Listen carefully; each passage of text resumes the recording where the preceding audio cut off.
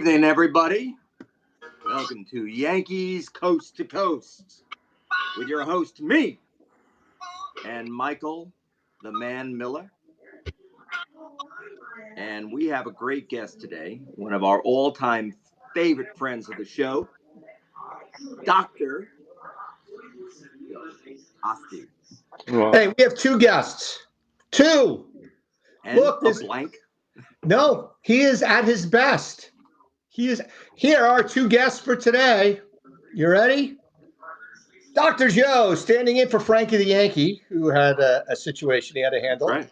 He is going to bring his century of wisdom and expertise that we're hoping to leverage to answer some of our trivia questions in the Stump the Chumps section. And then, of course, we have the baseball savant, clearly not a technology savant, the best damn live remote reporter on the Mic'd Up app, the big blank screen, Daniel Q. Kramah, Esquire. Wow. We'll put him on. There he is. So, to remind everybody, we are live on the Mic'd Up app. Downloadable from the Google Play Store and from the Apple App Store. You can leave us a 30-second message on the topics of the day, or for the Stump the Chumps section, leave us a trivia question, which we are sure to not get wrong despite having Joe Asti with us today. May I ask a question on that? The bathroom is down the hall to the left. Thank you. It's the Stump the Chump thing. It's very offensive to me because we are stumped every week. You know, that's why we're chumps. We are always a chump. Maybe we need another name where we somehow look good, at least sometimes, because we fail miserably. We did okay 2 weeks ago. We did okay 2 weeks ago. You guys do good by yourselves. I mean, we did good by ourselves. So you're saying that the guests are ruining our ability to answer questions? Yeah, that's true. I like the name Stump the Chumps because we're stumped and we're chumps. And nobody else will have a trivia contest that's Stump the Chumps. Maybe we need to rename it. You know, maybe Stump Merrill. Stump the Chump Merrill. That's what I like. Stump the Chump Merrill. I will not make fun of the dead. Is Stump Merrill dead? Yeah, I think he passed like the year after he was. I think Steinbrenner offed him. You think Steinbrenner offed him? Oh, yeah. There he is, of course, with the bad light behind him. Get rid of the light behind you, Kramah. Kramah, walk into the light. Kramah. He thinks he's an angel. Oh, that did absolutely nothing. There you go. There he is. It really is amazing. The man, the myth, the legend, the best damn remote live reporter on the Mic'd Up app, Daniel Q. Kramah, Esquire. Daniel Q. Kramah. Q. Yeah. Were you tied up at the Trump trial? Is that why you were late? No. Oh. Yeah. All right, congratulations. So here we go. These are our topics for today. As usual, we'll do the Yankees this week. Kramah, of course, missed our pre-show planning meeting, but we'll see what happens. So it'll be talk about this week in Yankee baseball, and then our topic of the day is MLB records that'll never be broken, trying to stick to records from 1900 to the current date, and Major League Baseball records that might be broken by current players in Major League Baseball. And then, of course, we'll end the show with Adam's least favorite thing. Now we've learned, Stump the Chumps. But remember, Adam, we now have Kramah, who is a baseball savant, and Joe with his century of experience on this earth. You know, so we might actually do better today. He has seen more games than any human that's alive today. That's true. Come on. That's right. So we may have an opportunity. So I'm very, very happy. You're thinking we may have an opportunity, huh? All right, well, we'll see. So, Kramah, since you missed the pre-show planning, as we do this week in Yankee baseball, you're going to bring up one topic or one player, and then we'll all comment on it, and then we'll go to the next guy.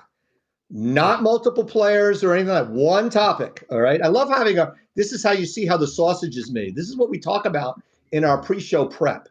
All right, we're going to start with Adam, though. Adam, what is your topic du jour for the Yankees? I cannot believe the Yankees could not have written up, a better storyline uh, than Judge and Soto. They're just incredible together. It's exactly what we had hoped. I've never seen a guy come in and impact a team like that. I'm telling you, I don't think I've ever seen a player walk in. First of all, have more fun, more appreciation for where he is and what he's doing. He's just an amazing player. Does everything well. I just can't see what he does badly. Even his fielding is better than average. Um, he doesn't seem to make mistakes on the baseball field, and that's not human. I don't know. I see everything he does. Every now and again, he'll get into a yell and he'll sort of look down an umpire in a picture. But that's part of his fun, part of his gig. So I'm okay with it too. Yeah, But I think the key word you just said is he seems to have a lot of fun. I mean, if a pitcher strikes him out, he nods to the pitcher and yeah, gives him the credit. yeah. Meanwhile, if he throws the pitch inside, he does give him a stare down. But what he does, what I think is interesting, is how he handles it. His at bats are like, Joe, you'll appreciate it. It's like surgery. He sees the ball. I just wonder what his eyesight must be, because he seems to see baseballs in a way that we see basketballs. It just seems to me an incredible thing. And Well, I'm except for that fan that Patrick Beverly fired the ball at because clearly he didn't see it coming and it hit him right in the face. Kramer, what do you think of Mr. Soto so far? Well, this is By the way, Kramer, we're not paying you by the word like your client, so be succinct. He's the perfect fit, and this is the player that Hal should spend his money on. There you go. Dr. Osti, sorry. I know how you get upset when I said Mr. There you go again. I told you not to do that. I mean, I put a lot of time into that.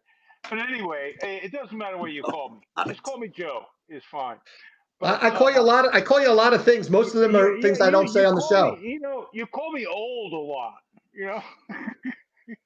Truth is a defense. Truth is a defense. Yeah, that's true. You call me old a lot. Everybody does. But he's just I mean, Kay talks about it.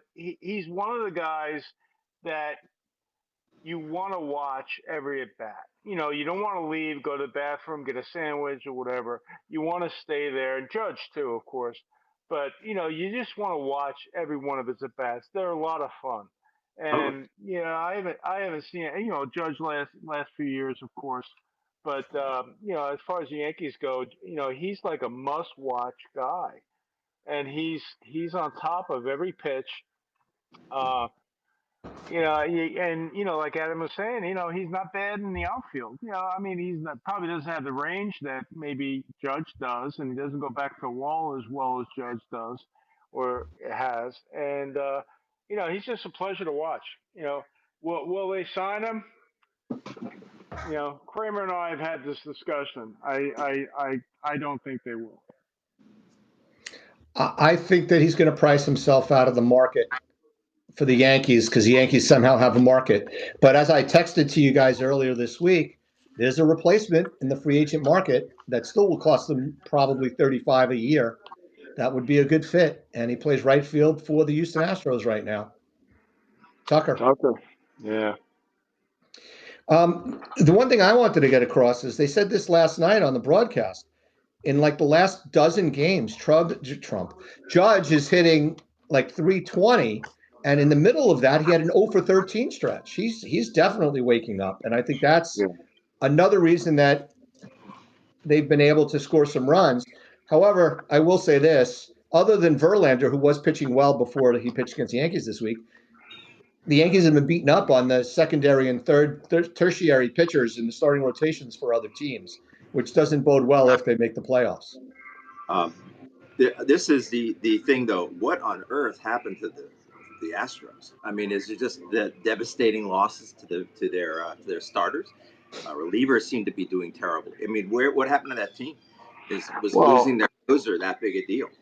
It's not only that; it's the bullpen. I mean, Hader, having a 6.5 ERA, and Yeah, he strikes out. I mean, that first game, I think against the Yankees, struck out three guys, but after that, he gave up home runs and a lot of hits. I mean, he's not himself. But he had this issue when he went to San Diego a few years ago. His first month or two, he was terrible, and then all of a sudden he found it. So I think Mhm. he'll Yeah, come they around. they were talking about that on the radio the other day about how guys like Tino Martinez and all these guys who came over and replaced Yankee players. They took a month or so to get acclimated, and Soto's the only one that hasn't. Kramer, you have any Right. theories on the Astros? Yes. Um, the lineup statistically is doing okay, but if you look at it, I mean, Bregman's bat looks a bit slower, and Altuve now, who you'll never ever underestimate him when you have a clutch situation. This is his age 34, 35 season. So there's going to come a point where the lineup's just not going to be able to do it the way they did before, and the pitching always made up for anything like that. But this year it's not because they just don't have the arms. But if you see any decline offensively, the Astros are going to have to rebuild again. It, Yeah, it, I mean Bregman is an interesting case. I mean, I also texted this to you guys during the week. Is it would be ideal for the Yankees to trade a Bregman for a Torres, but Torres wouldn't fit anywhere on the Astros. It's a shame he can't play any other positions because you might as well trade one pending free agent who's having a crappy start for another pending free agent who's having a crappy start. Although Torres' start is not as bad as Bregman's, and of course Torres had another bonehead play yesterday on the bases, screwed up Volpe, a ground ball that Soto beat out to the first baseman.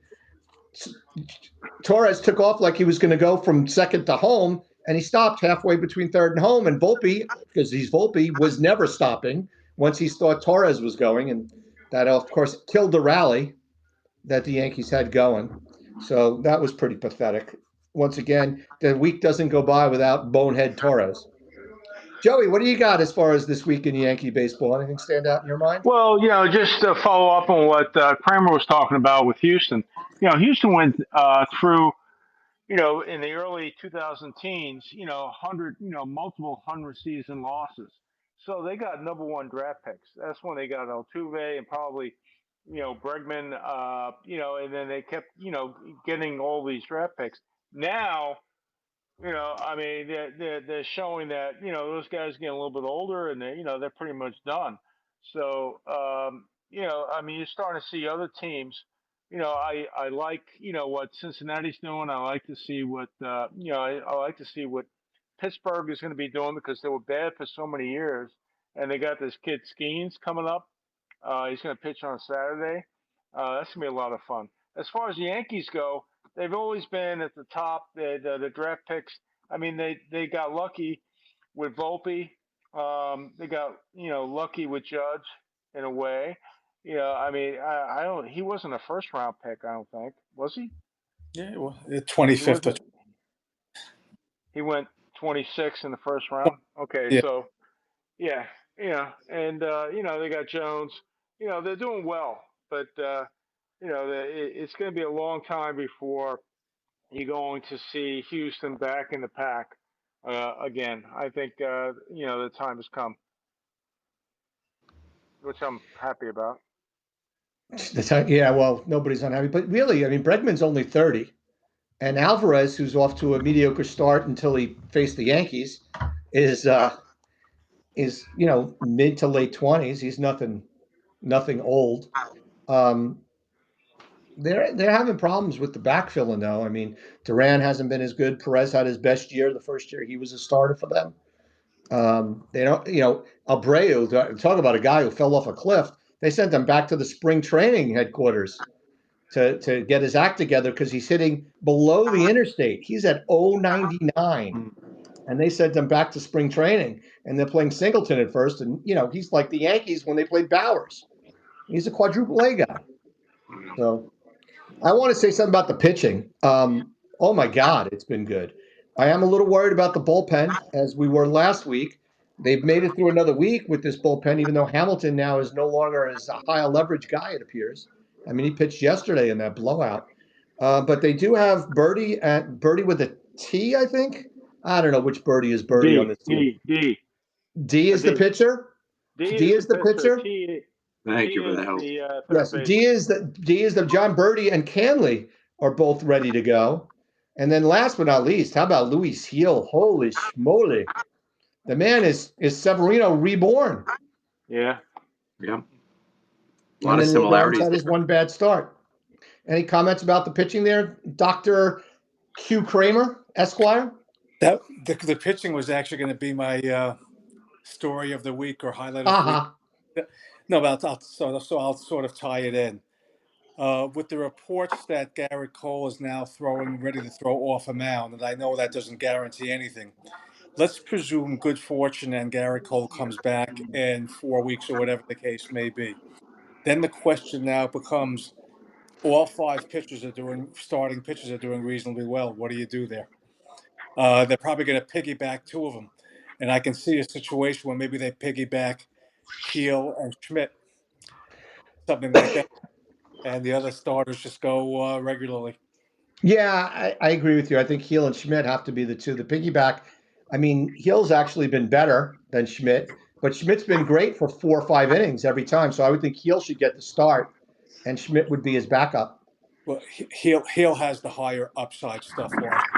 No, there's no doubt. Mhm. I mean, So Schmidt's a reliable back end starter, but Heel has the potential to be a second starter. absolutely, John and Joe. I like the Yeah. fact that Volpe's up, so you went to the bathroom now because you know Soto and Judge are on deck. Don't I tell went me to go what happened. check. I went to go Don't tell check me. on the score of the Yankees. You know, Don't tell they're me. still Don't losing tell me. 4-2. Kramer, Thanks. you got no choice, Kramer. You got no choice, Kramer. All right. So, anything else on the Yankees this week that anybody wants to add? No. I'll No. take that as a no. So the topic of the day is records that will never be broken and records that may be broken by current players. Records are old, statistics are old. In the era of baseball with replay and three batter minimums for pitchers and no more shifts and launch angle, do the old records hold up? Do they not hold up? Are they more protected? Are they less protected? Who knows, right? 21 wins in a season is really rare, although Strider did it, right? That doesn't happen very much. Clearly, Cy Young, I think, some of his records will never be touched. Baseball statisticians don't even care about wins for pitchers at this point. So every other sport, basketball, football, and hockey, records are breaking left and right for the most part. Baseball, not so much. So what do you guys think? Some of the records that are never going to be broken. What do you got? Let's go with Dr. Kramer first. Okay, I have one.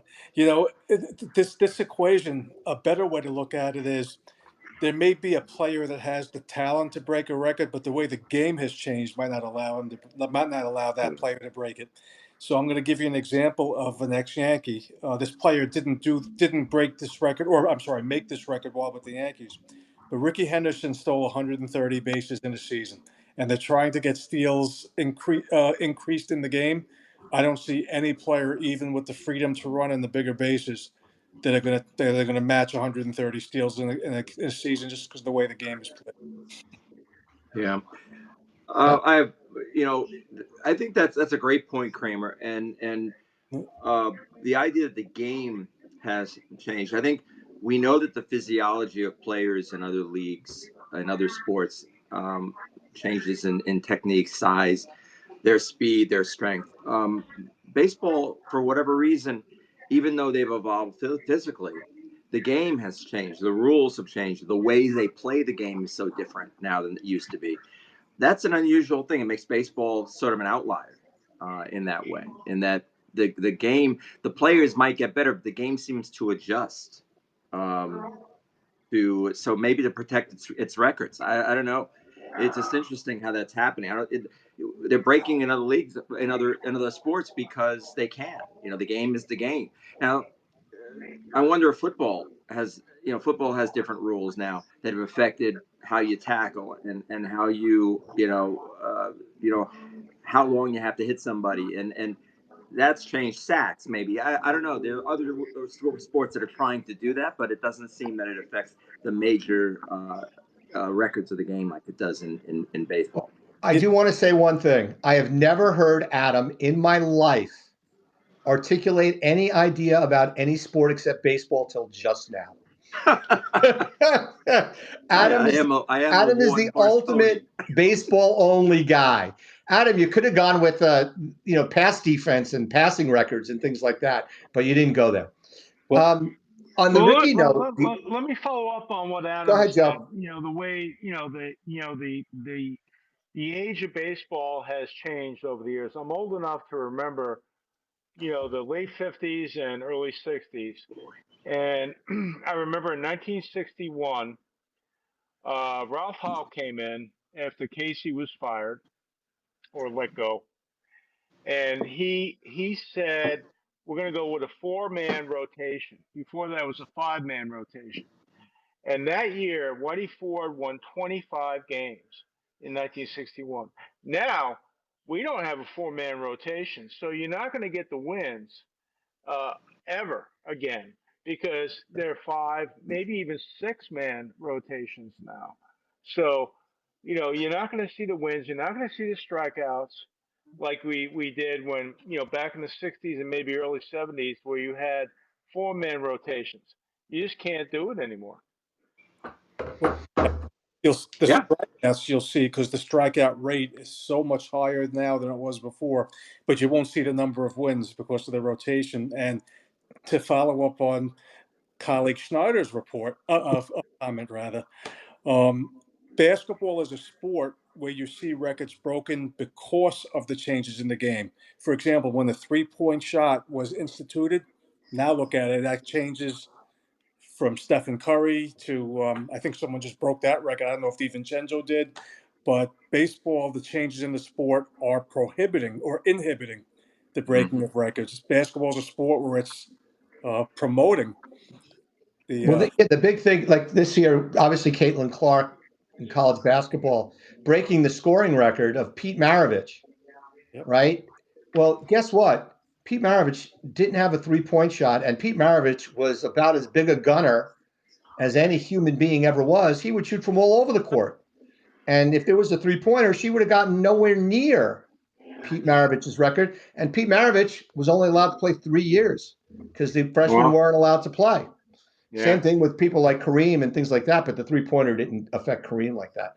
I would also bring back to Ricky, the other Ricky record that's never going to be broken is his all-time Lead steals record of run. 1406. Yeah. I mean, people are never going to steal 130 in a season. I mean, just to steal 70 in a season, which happens once in a while, happened last year, right? With Acuna Jr. But even if you do that, you're gonna have to steal 70 a season for 20 years. Nobody can do Yeah, that. never going to happen. So that's a big difference. Guys aren't going to run as much. They never will. Um, we'll see what happens. What do you got, Joe? You got any other records you want to bring up as far as never be broken that are more recent? Yeah. I mean, you're not going to see complete games ever. I mean, I looked up. You kind of caught me a little short-handed here, but I did some research, and Cy Young had 749 complete games in his career. That's that's freaking ridiculous. I mean, well, if somebody pitches two or three in a year, that's like yeah, that's like a record for the year. What did Cole have? One or two last year, maybe? Yeah, something like Has there that. been any this year? Well, a couple of, there's Yeah, been a couple of no hitters, but I um, think so far this year there's been six. Or six. throughout baseball, I think there's been six so far in the year. And that's the question about that one. That's an instance, obviously they're legislating certain things out of the game. But in that case, I wonder if it's actually worse, if it's hurting the game, because is it making these guys more susceptible to injury in a way that they may not have been before? We've talked about this before in our medical show. Uh, the fact that they can't go longer, they only go to 100 pitches and that's it. Is that helping them prolong their career, or is it impeding them from longer careers? That's a record that I wonder, is it hurting us more than helping us? Yeah, I mean, I'm looking at the records for most complete games in a career, and I'm going down the list and trying to recognize games of guys who pitched in my lifetime. And the first name that I get to is 63rd on the list is Fergie Jenkins at 267. I mean, that's 500 behind. Yeah. So it's not yeah, that's Cy Young stuff. Wins at 5'11 is never going to be broken either. I mean, it just doesn't work. Um, what do you got, Adam? You got anything on that, Kramer? You care Yeah, about the games? I I got What? a record that isn't a skill record. It's a longevity record, and an activity record. I think Ripken's record will never get. Not only will Ripken's record never be broken, even though they said the same thing about Gehrig. Um, no one will ever get within, I would say, 1,500 of it. It's just so impossible now the way the game has been changed. So I would go that Ripken's 26-32 is forever in stone. Forget it. Drop the mic. It isn't happening. Nobody's allowed to play that much. Nobody is allowed not to go on the disabled list if you have an injury. Everybody play. Everybody sits. Nobody plays when they're not. When they don't have to. And I'm amazed this year that we've seen Soto and Judge play as often. I can't believe they haven't sat Judge more. It's amazing to me, but it's not going to happen. Case closed. Yeah, Soto plays every day, right? And the only season that he's played every game was last year. He played 162, which a couple of other guys did as well. But if you think about it, you have to play 162 games for 20 years to come anywhere. That's not even going to get you there. I mean, if Soto plays 162 games from last year for the next 9 years of his career, that's still only 1,620 games. So he's within he's within 1,000 of Ripken, but he's not getting there. I agree. They're just not going to get there. That's a record that's not going anywhere. And I'm cheating on that one. That's why I'm going to have a second one because I don't. I Go think that ahead. I do want to have one that's related to the playing, of actual statistics on the field. I don't think Babe Ruth's 1164 OPS is going to be broken. That's a career OPS of 1164. I just don't think that's ever going to happen. And I don't think there's any reason why it can happen. It's just so incredible, so beyond what anybody else has done. I don't think it's going to happen. Maybe Bonds came within, 100 of it. I just don't see it happening any time ever again. Uh, and that I like that record because it's not tied to the amount of games you play necessarily. It's just about spectacular statistics that you keep doing year after year after year.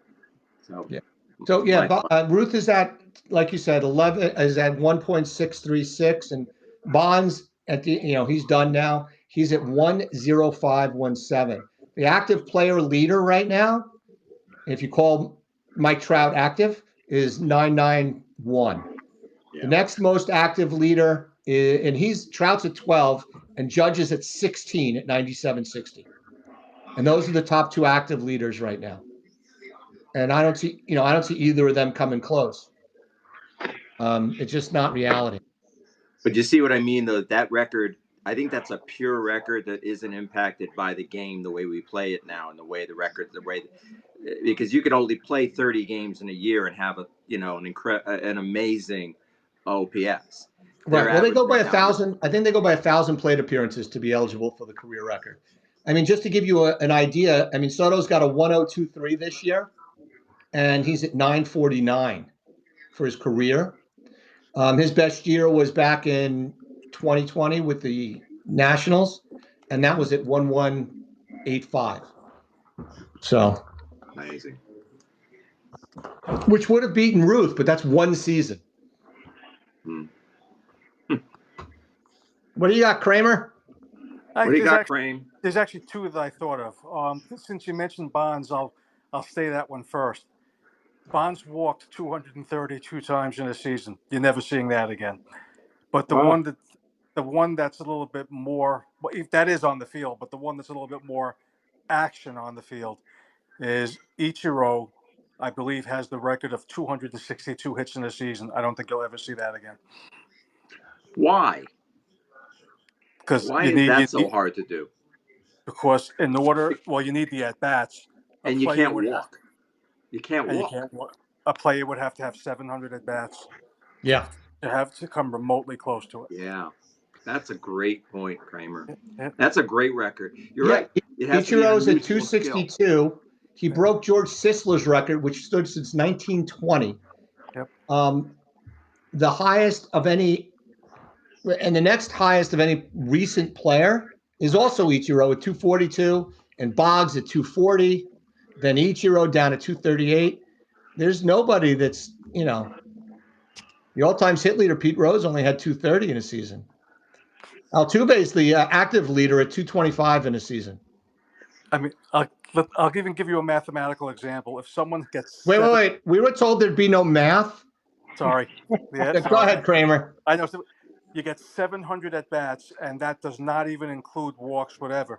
You'd have to hit 375 to break that record.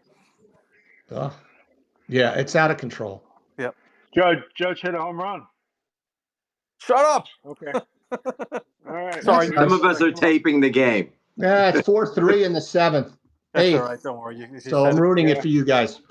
Anyhow, yeah, I mean, there's a lot of records that are out there. I mean, if you look at it, Bonds' walks in the season is a good one. RBIs in the season. Hack Wilson, Hack 191. Hack Wilson. 191. That's a lot of RBIs, boys and girls. I think So Stanton will get why wouldn't that happen again? What reason? Why? How has the game changed to make it so you can't get that many, or is that just the greatest season you could possibly have? Needing to have guys on base all the time, That's incredible. You need your 8, 9, 1 and 2 guy on base almost all the time. And that was in a 154 game season back Yes, it was. in the day. Here's the difference. The pitchers back then didn't strike and went out. Now with all the strikeout pitching, you won't have enough men on base to do it. True. Right. But I mean, it's so high. I mean, I'm trying to look for the active leader. And I'm just thinking very quickly. I love the fact that Brett Boone had 141 in his season. Yeah. Tino had 141 in his season for the Yankees. Yeah. 44 homers. Mattingly So had the 130. highest active leader is at 105, tied for 115th. Matt Olson last year, 139. It's amazing. That's one that won't go. You got any others, Adam, you want to bring up? No, I'm good, thank you. Those are my two. Okay. I have others, but I would love to share the microphone with my dear brothers. All right, let's see. Okay. I'm going to go throw up. I'll be right back. Kramer, you take over and tell us yours. I just did. You got any others? No, that's all. All right. I got one. Well, go ahead, Joey. Okay. Then you can go to the bathroom, Mike. I don't see DiMaggio's 1942, I think it was. 56 game hitting streak. I don't see that being broken. And not only that, after he was shut out in Cleveland, he went on a 16 game hitting streak after that. The guy was phenomenal. The only people that have come close to him, I know Rose came close. He got into the 40s somewhere, and I think was it somebody with Minnesota? Came close, a few years ago, many years ago, actually. But I don't see that being broken. I mean, to get a hit a game in 56 games, a third of the season, you can't do it. I agree. I think it's going to be hard for somebody to do that. Next to impossible, to be quite honest. You guys think anything about that? I agree. I don't think we're going to see it. It's just too much pressure. It's too hard. Too much travel. Too much. The games or the timing of the game. There's so many reasons that makes it hard to do. And then the media. Can you imagine what the media would be like on that? The press, the pressure. Look what Judge had to go through to get to 62. You get into a record in that kind of rarefied air, they're not going to allow you to get near it without just getting mauled. You need to put the guy into some kind of, he needs to be sequestered, and they won't do that. So it's, yeah, no, another I, great one. I have a record that won't be broken, and it comes up this year when we talk about the Yankees as a team, but an individual grounding into double plays more than anybody ever. Mr. Albert Pujols is at 426. Mm. The next closest is a guy who retired last year, Miguel Cabrera, at 364. It's just unfathomable how many double plays. I mean, look how long he played and how many double plays he grounded into. I mean, Stanton, if he didn't strike out so much, I'm sure would have a chance at breaking the record. Speaking of which, but that's a lot of double plays. And what about the what I'm seeing here, the all-time strikeout percentage that and I'm looking at these other games. This is to your point earlier, Kramer, about guys never, that nobody strikes out. Never, no one struck out back then. Really, for the first 50 years of baseball, the guys never struck out. It just was not allowed. And their percentages by career are like 0.000, like 0.003% of his at bats, as opposed to now, where Mark, who's got anyone have sound on right now? Me. Yeah. Kramer, turn off the game. It's not me. I don't have the game on. No, I was Joe, I was by the turn game. your Joe, sound turn off the game, Joe. No, I just had to go see haters coming in. It's the eighth inning. Oh, okay. Well, so just so you know, in Major League Baseball history, Tony Pena struck out the most frequently, once every 7.67 at bats. I was surprised by that. Wow. That can't be right because that's not a lot. That can't be right. No, This Mark, stat is wrong. That's wrong. But here's the way the stat works. Mark Reynolds, let's put it this way. George Bradley in 1883 played for Cleveland. He struck out .0003 times, the least strikeouts in history of baseball. I think for a minimum number of at bats. I don't know what that is. Changed it the most. Mark Reynolds, our friend, who struck out 34% of the time. I mean, that's just incredible in a career. In a You just career. Yeah. you're Who is Rob Deere was up there as well? Did Yeah. you check that out? Yep. Rob Deere was up there. You guys were just reminding me of something. Joe Sewell, is he a Hall of Famer? He is, right? Joe Sewell, the pitcher. No idea. I was looking at things as I was preparing. I could not He worked believe for the Lincoln. statistic. I know he worked for Lincoln at one point. Joe Sewell, if I have it correctly, and if I read it correctly, as a pitcher, 576 batters came up to the plate. He struck out 3 guys. Talk Wow. about how the game is. He struck out 3 guys. Boy, talk about a bat to ball guy, huh? Yep. A ball to bat guy. Well, do you think anybody will break Reggie's all-time strikeout record of 2597? That's possible if they get enough at bats. Stanton is the highest right now of active players, and he's 700 behind, approximately. You need enough at bats. Stanton's not going to be around long enough. I don't think The next closest guy, Goldschmidt's at 1753, so he's within 800. I don't think he's going to make it either. He won't last long. He's really struggling this year, and we always say the bat looks slow, like we can really see it, but that's what we have to rely on what the broadcasters say, and that's what they've been saying about him. So what about Freddie Freeman? He's on the list. He's got 1563.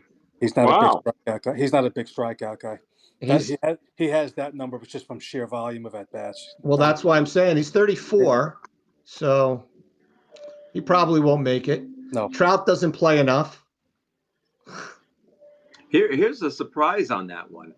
Who without looking, who's number 21 on the all-time list of strikeouts? The batter. Derek. I already know the answer because I've been looking at this all day. I don't know. Do you want me to tell you? Yes. Number 2, Derek Jeter. Derek Jeter. Jeter. Oddly and strangely, because all the guys above him were home run guys. Every one of them. You got Chris Davis, Tony Perez, Stanton, McGriff, Schmidt, Mike Cameron, not so much, though he did hit a lot of home runs. Granderson, Cruz, Reynolds, every one of them, all the way up the list, were big home run guys. Jeter, that's an interesting little, uh, you know, That's a longevity record for him, though. Yeah, but he batted first and second, so he got a lot more at bats. We get an extra 2 at bats a week, but Yeah. still, I mean, he was played for 20 years. That's what happened. surprising. He Right. struck out more than Kingman. Kingman had 20. That was he played more years than Kingman, but he struck out more than Dave Kingman, So, which yeah. is amazing when you think about it. So how about this? How about a record that will be broken? Ready? I got one. 62 saves in a season. Francisco Rodriguez in 2008, knowing that Edwin Diaz did 61 a couple of years ago. No reason not to. As long as you don't have a guy, you don't split, you don't have a committee out there, and you've got a guy who just doesn't. You need a guy who has an amazing year, doesn't blow any saves, and just comes in to a winning situation. You got to have a very good team because the team has to win 100 games or so because he's not going to have opportunities otherwise. I agree. So that's it. That combination is incredible talent. Nobody else, and a lot of wins from the team. That's the combo there. Can you guys think of another record that is possible to get broken by a player that's playing today? Yeah, I got one. Again, it goes back. The 120 games that the Mets lost in 1961. That can be broken. I mean, Colorado, probably might be able to get there. The White Sox this Oakland year. until they, I thought Oakland might be able to do it, but they have a resurgence now. But I mean, it can happen, especially with if they add a couple of more teams this next couple of years. I mean, that was an expansion year when the Mets came in. That was their first year in the league, and they lost 120 games. I mean, we've had teams that have lost, in the 100 and teens. So passing 120 is certainly possible. I mean, I hate to see it, but it's certainly possible.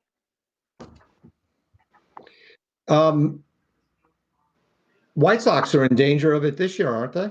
Yeah. I mean, the winning percentage is .243. So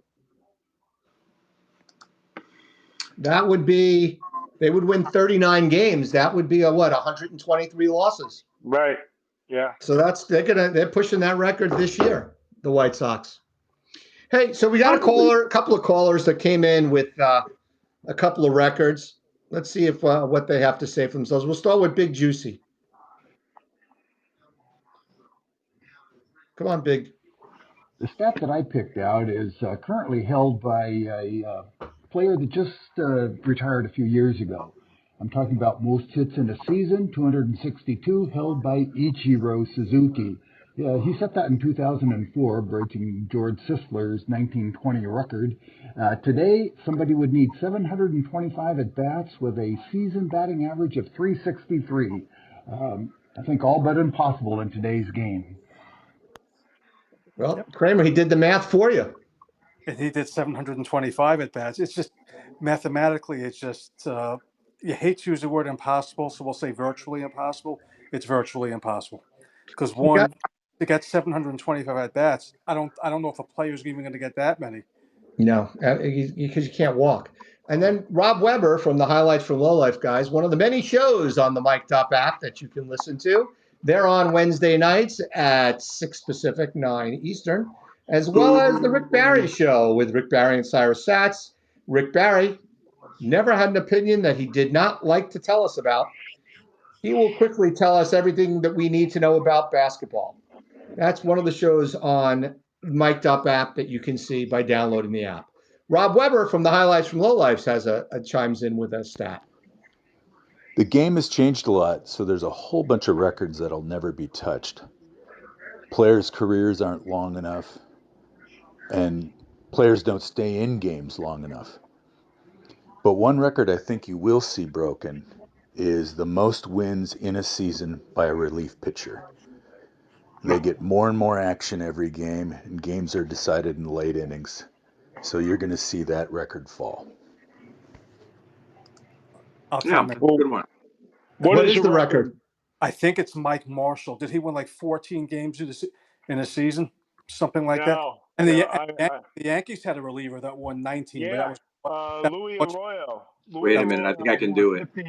15 games for the Yankees in relief. which guy? I think I may have Louis it. Arroyo. Okay, Louis Roy, but much different era. With today's game, Well, it's in the '60s. I mean, it's uh, still, it's still in the, live ball, no, era. um, Well, Roy Face in 1959 had 18 wins. I don't think you're going to see a relief I pitch. don't think 18. Yeah, No, you're not going to see. no. Because the reason is that the bullpens are too deep now, not simply in the number in their skill, but in the numbers. That's right. There's more of them, so they're going to split it up. They're not going to let someone play throw that much because they're afraid to hurt them. That's the reason it won't happen because they're afraid to let anybody go that long. They're going to say 2 nights in a row, forget it, you're sitting. So Right. that's where it'll Yeah. be a problem. And then you have the factor they've got to have the situation right to make it work. So you got two things Well, there working against each other. I don't you see got it a big happening. thing. The big thing working against you is like Bill Campbell won 17 games in 76. He appeared in 78 games, which a guy could appear in 78 games in Major League Baseball today, but he pitched 167 innings. Yeah. No relief pitcher's going to pitch that much. And then getting to your friend Mike Marshall from 74 when he won the Cy Young, 106 appearances. That's not going to happen. Yeah. 208 innings of relief pitching in one season. How many wins? 14, something like that. 15. 15. Yeah. Now this is a family show, so I'm not going to use the adjective that I describe what they do to pitchers now. But that's the same point that you guys make. They just don't let them throw enough innings, and and when they're in the game, God forbid they're doing well. They should throw 3 innings at a time. They just don't let them do it. So I think it'd be hard pressed to find a relief pitcher win more than 10 games. There might be luck involved. Vulture wins. Couple of them might get 10, but that's about it. So I've got one that I think would be broken. It's held currently by a starting pitcher, but I think it could be broken by a relief pitcher, actually. 59 scoreless inning streak by Oral Hershiser. I could see Yeah. a reliever breaking that. Yeah. What's You, name's on one right now? What is Holmes current right now? Isn't he up to about 20 right now? yeah, but let's say he is at 20. To get to 59 with the way pitchers throw now an inning at a time, you have to have such unbelievable, not only skill, you have to have luck involved there too. Well, he starts the inning. He Yeah, doesn't take over an inning, but then again, that doesn't count against him if he takes an inning, that's a that's ball right. with a player on base. What- So it'll take an incredible thing, but it's 16. doable. It's It's going to Holmes take. doable. is at 16. That's the problem. It's doable. It's just there's nothing that keeps him from doing the record from having that happen. He just has to have. It's all about him, and that to me is what is the difference between records that can be broken and records that can't be. Very few of them are because the player is so much better than everybody else. Like Babe Ruth was better. That's why he has the record of his OPS, and it won't be broken because nobody can get that close. But there isn't anything about the game that's different that's going to make that impossible. But in this case, probably can do it if he just has an ungodly season, and it's in his control. That's the point. It's Whether he can yeah, do it or not, I don't I know. agree. And how about this one for strikeouts? Do you think anybody will ever strike out more than 20 in a game with the level of strikeouts? First, the guy's got to No, last more than 7 innings, obviously. no. That's So that's the challenge. That was one I was looking up earlier, Mike, and it's a great point. I just don't think that there are enough guys. They're going to need 120 pitches, and will someone let them go that long to do it? I mean, think about all the how many times is he going to go 3-2 on somebody? He can't strike everybody out on 3 pitches. It'll take somebody who has that kind of game where it's just unstoppable. He's not throwing any balls, and this game, the guy's work accounts too much. I don't see it. What was it? Fernando Rodney about 10 years ago that broke the record or set a new record for the ERA for a relief pitcher. And Mhm. was he the one that did it? I do not know. Okay, I think his ERA was something like 0.6, whatever. I wonder if there's a reliever that can go the entire year with an ERA lower than that. I know it's very difficult, but possible. The lowest right now of all time is Ed Walsh, had 1.82 career. Um, This was a season. anybody else in like this century? It was a season. Anyone? All I mean, right, so Kramah, getting to your Fernando Rodney. Yeah. In 2012 with Tampa, Yeah. his ERA plus was 6.41, and his ERA, and he pitched 76 games, so it's a meaningful amount. His ERA was 0.6. 0.6. He had 48 saves. He pitched 74 innings and allowed only five earned runs. That's pretty impressive. It's possible, but everything would have to go right for the entire season. It's unlikely, but it's possible. Yep. I have one that I think is going to get broken, and it might happen relatively soon.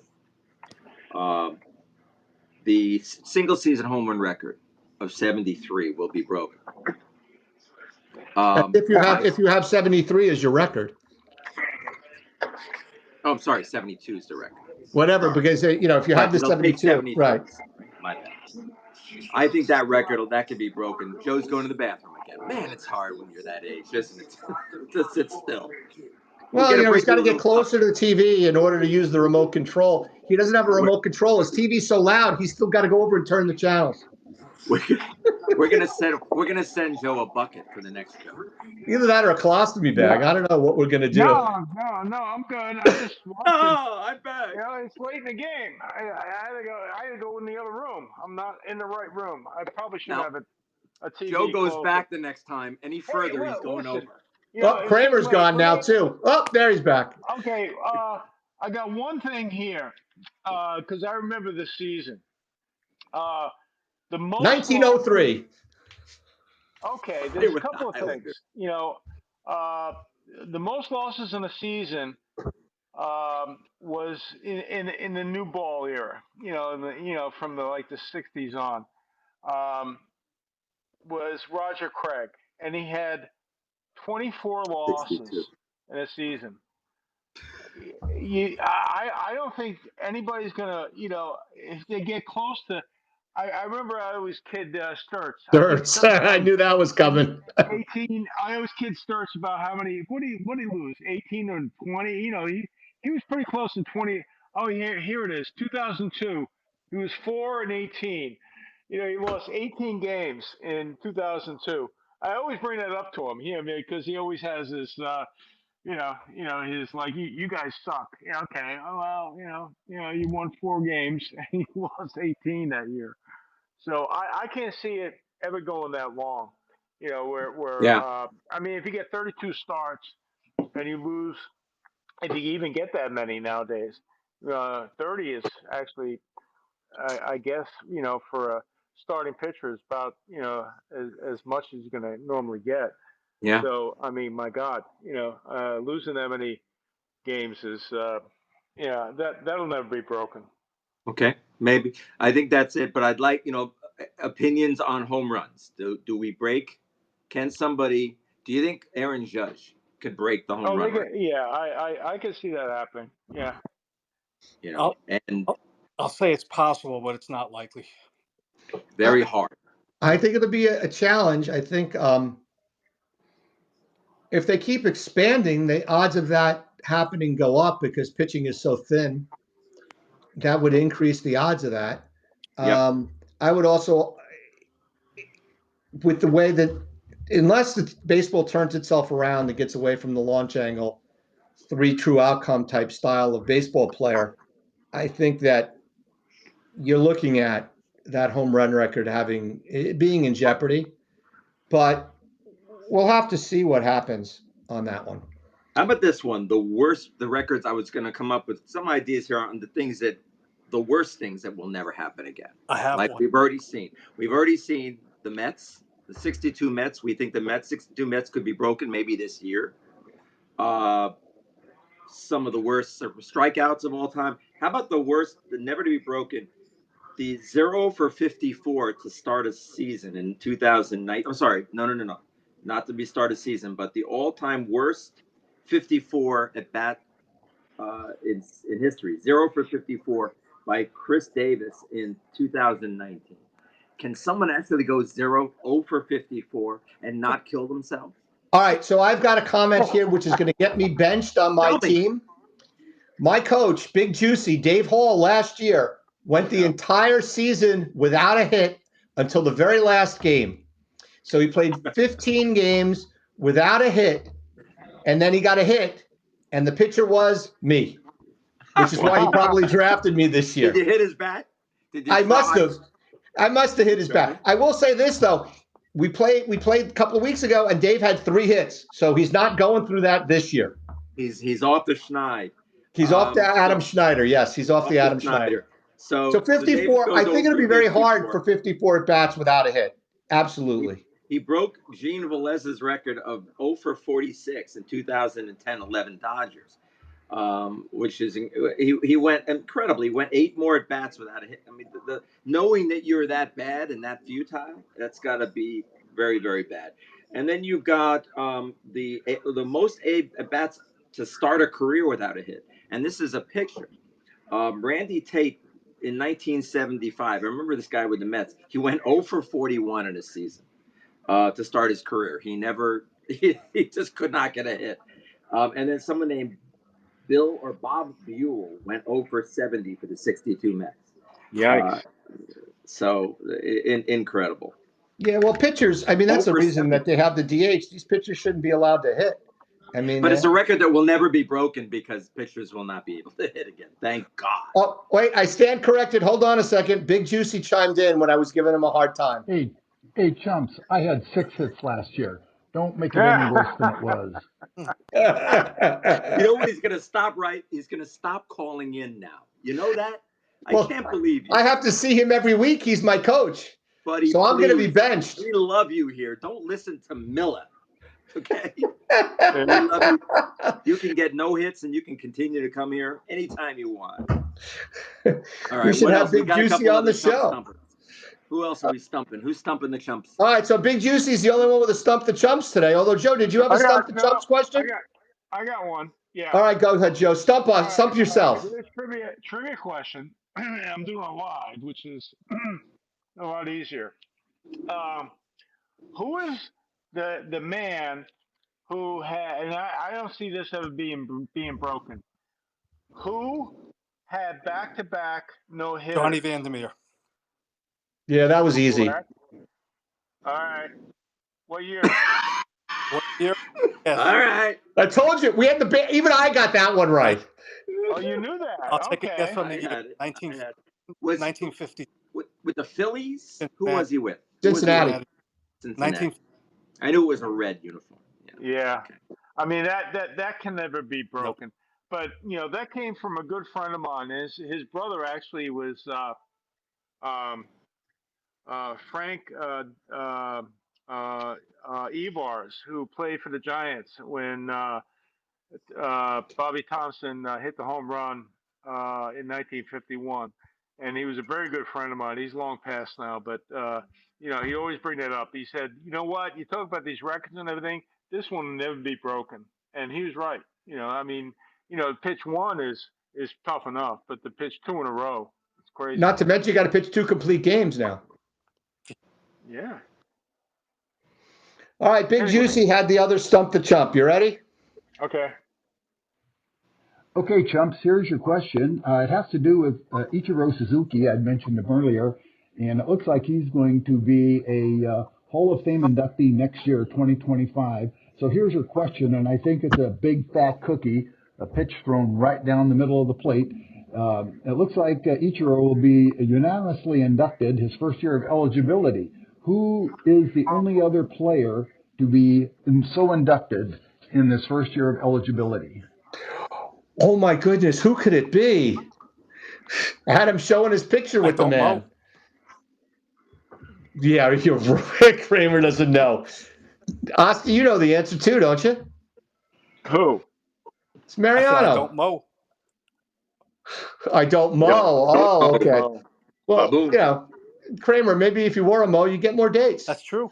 That's I know. I have a So, dubious record before we hang up, and this will show why I don't have enough dates because I remembered this. There was a pitcher on Minnesota that, as a starting pitcher, I believe it was a starter. I don't know if I think he was a starter, but I can't say for sure. But he had the most losses without winning a game. His name was Terry Felton. He went 0-13, and then the following year, I think he went 0-3, and he finished his career 0-16. So, do you think Wow. any pitcher Wow. will last long enough to lose that many without getting a win? No, didn't Anthony, the guy, the Mets have a guy that started a lot, looked Yeah, like was 0-13 or no, something. he was actually in the middle of his that's career. this guy, What was that guy's name? He was a Anthony, right-hander. Anthony something Young. Anthony, Anthony Young. But Anthony. no, this pitcher never won a game. He was 0-16 through his career. All Yikes. right. Well, Well, boys, anything else? Do we have any more? see you guys. Are we done? What a great time. Great time. And I have a new idea when we get offline about a fun thing we should do on every show. As long as it's not watching Kramer naked, I'll probably say yes.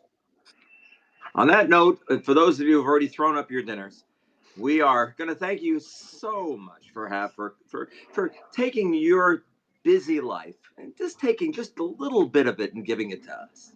We really appreciate you all 8 of you. I think it's down. Do we know what I the think it's number up to. is now? No, but it's now May. I got to get the April numbers. I haven't asked for the April numbers yet, so I'll get them. We're doing okay on our YouTube channel. And by the way, I reached out to those interlopers using our name and let them know cease and desist. And that I didn't use your Did name they? yet, Kramer, but you're going to be our lawyer. We're not paying you, but you're going to be our lawyer. Did they We're stop? going to go after these guys. Have they decided to desist, or I are don't they know. I haven't continuing checked. to I have to desist? check to see if Are they they desist. desisting? They ceased or desisted. Take it easy, boys and girls. It's time to say goodbye. All All right. right. Good luck Good in night. prison, Daniel Q. Kramer, Esquire.